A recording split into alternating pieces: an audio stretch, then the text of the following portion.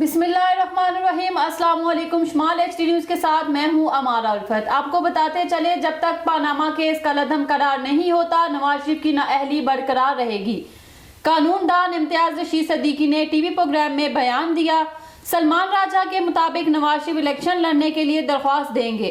Nawaz Sharif Panama case में supreme court से सजा याफ्ता हैं। एहतजाज एहसन के मुताबिक नवाज शरीफ की हैसियत एक मुजरिम मफरूर की सी है। कानून के मुताबिक उनको जहाज में ही गिरफ्तार करके जेल डालना होगा, क्योंकि कानून तो सब के लिए बराबर है। अगर ऐसा ना हुआ तो आम आवाम के साथ बड़ी ज्यादती होगी। आपको बताते चले, जब तक पनामा केस का फैसला कलदम नहीं होगा, नवाज शरीफ की नाअहली बरकरार रहेगी। कानूनदान इम्तियाज रशीद सिद्दीकी ने टीवी प्रोग्राम में बयान दिया। सलमान राजा के मुताबिक नवाज शरीफ इलेक्शन लड़ने के लिए दरख्वास्त देंगे। नवाज शरीफ पनामा केस में सुप्रीम कोर्ट से सजा याफ्ता हैं। एहतजाज एहसन के मुताबिक नवाज शरीफ की हैसियत एक मुजरिम मफरूर की सी है। कानून के मुताबिक उनको जहाज में ही गिरफ्तार करके जेल डालना होगा, क्योंकि कानून तो सब के लिए बराबर है। अगर ऐसा ना हुआ तो आम आवाम के साथ बड़ी ज्यादती होगी।